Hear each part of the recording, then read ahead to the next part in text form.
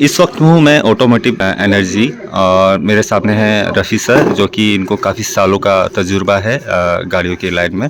तो सर ये क्या है जो आपने ये रख रखा है नीचे? ये बेसिकली क्लच सेट है। क्लच अच्छा। प्लेट, प्रेशर प्लेट और भी इनके साथ में कई सारा फ्लाई व्हील पार्ट होता है, क्लच बेरिंग होता है, क्लच फ्रॉक होता है और ये भी कई सारा चीज़ें। तो मेनली जो होता है क्लच में क्लच प्लेट और प्रेशर प्लेट का बहुत बड़ा रोल है। हाँ, तो आप बता सकते हो रोल क्या है इसका, किस तरह काम करता है ये?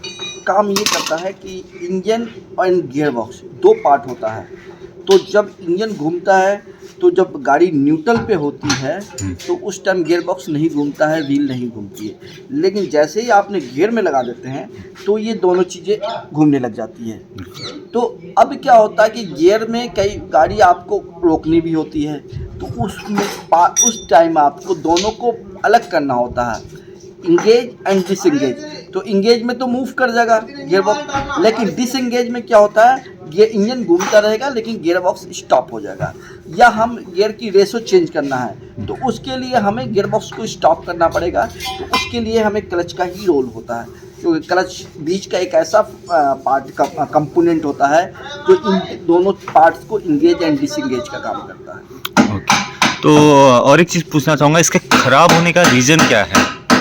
खराब होने का कई सारे रीज़न है। फर्स्ट रीज़न ये है कि नॉर्मल वेयर एंड टियर जिसमें क्लच घिस जाता है, नॉर्मल वेयर एंड टियर में एक अपनी लाइफ होती है, हर गाड़ी की अपनी अपनी लाइफ होती है सिर्फ। दूसरी रीज़न ये है कभी किसी ने गलती से हैंड ब्रेक पे गाड़ी ड्राइव कर दी तो 5 से 7 किलोमीटर में गाड़ी जो क्लच है बर्न हो जाएगा, जो फाइबर होता है जल जाता है, बर्न होकर के क्लच खराब होता है।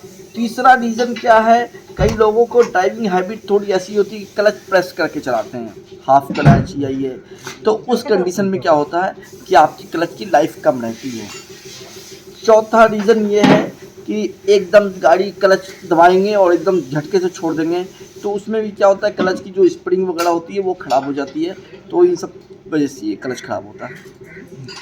तो नॉर्मली आदमी है जब गाड़ी चलाता है उसको कैसे पता चलेगा कि उसका क्लच प्लेट ख़राब है या फिर कुछ और ख़राब है? तो क्लच प्लेट का बता सकते हो किस तरह पता चलेगा उसको? बेसिकली क्लच खराब होने का जो कंडीशन देखना है तो 2-3 तरीके से आप चेक कर सकते हैं। पहला क्या है कि क्लच स्मूथली प्रेस होना चाहिए, स्मूथली रिलीज होना चाहिए। अगर क्लच वाइब्रेशन करके गाड़ी आपकी उठ रही है तो क्लच खराब हो रही है। दूसरा रीज़न क्या है, हालांकि वाइब्रेशन का कई सारा फैक्टर और भी है, फ्लाई व्हील में कट जाना कई सारा। दूसरा ये है कि गाड़ी का जो क्लच पैडल है 25% जैसे ही आपने रिलीज़ किया तो गाड़ी मूव करना स्टार्ट कर देना चाहिए।